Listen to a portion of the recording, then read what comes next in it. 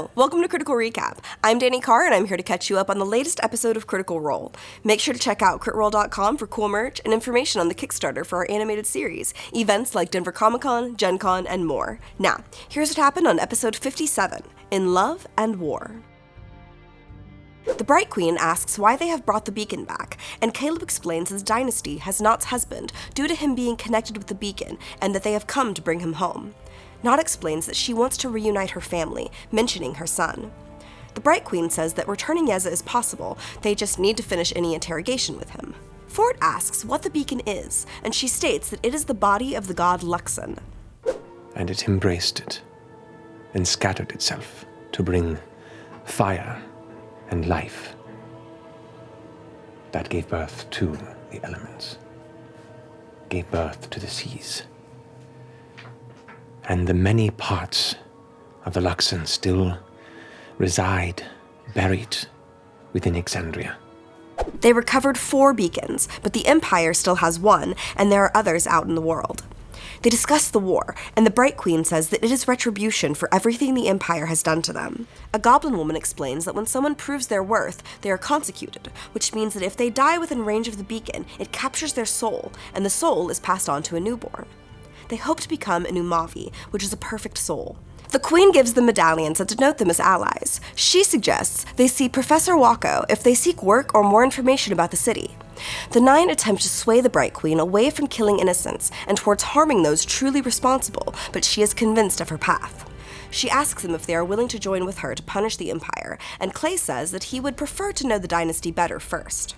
Clay talks about his vision, telling her that he is looking for a kiln in the mountains. She promises to ask around and states that they don't have to give her their answer yet.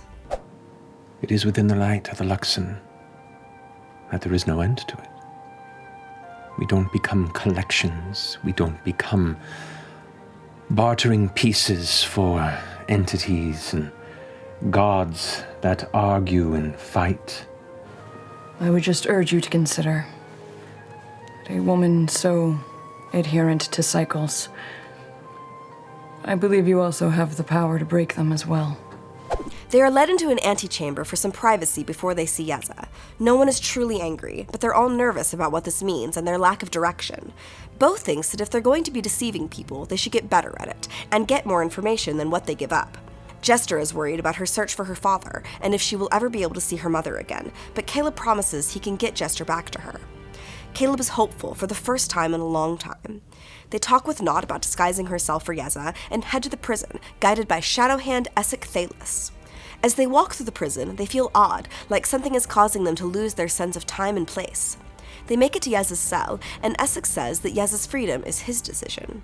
Jester goes in first and tells Yeza that Veth is here, that she looks different but is the same inside and loves him very much. Nott disguises herself as Veth and walks in. She tells him that she was taken, and she was changed into a monster. She tells him her current appearance is an illusion. She lets him touch her face and her ears before finally dropping the form. I kind of turn around slowly. As you turn around, you feel his hand touch your shoulder and stop you.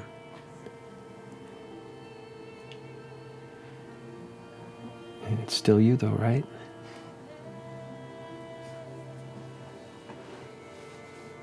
Yeah.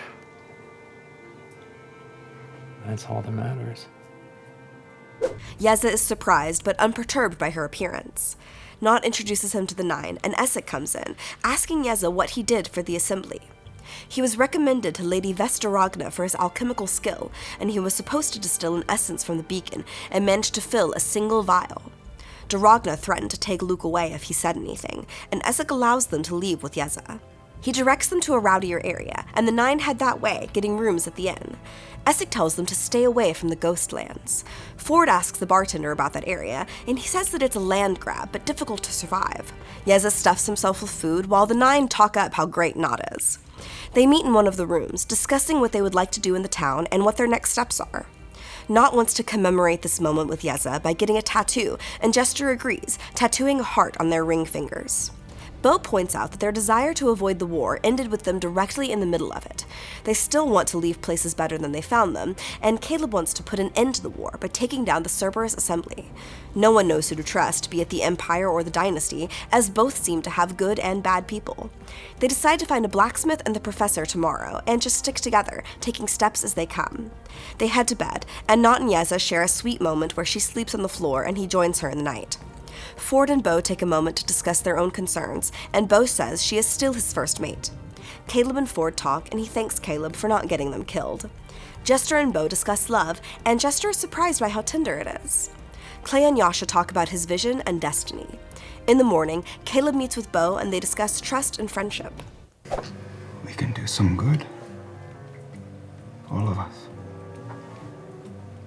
We can do some good. I think that's the best retribution for Caleb Widogast. Two pieces of shit like us doing some good. That is it for episode 57 of Critical Role. But is that really it? I have some thoughts. There we go. Holy shit, y'all! They got Yeza back! He was so sweet. He accepted Nott just as she was, and he still loves her, and I'm gonna cry again. Apparently the Nine have been just carrying a piece of a god with them this whole time. That's a thing. I'm honestly glad they gave it back. I really think this is going to be better in the long run. And they're not dead, so that's a plus! But what should they do now? How do they get Yeza back to the Empire? How do they get themselves back to the Empire? Do they even go back to the Empire yet, or do they keep heading east? What is this kiln from Caduceus' vision all about? They're totally gonna go to the Ghostlands, aren't they? Oh, Mighty Nine. More like level 9, am I right? Because they leveled. Anyway, catch episode 58 on Thursday, April 11th at 7 p.m. Pacific on twitch.tv/criticalrole, and stay tuned to critroll.com for all the latest updates.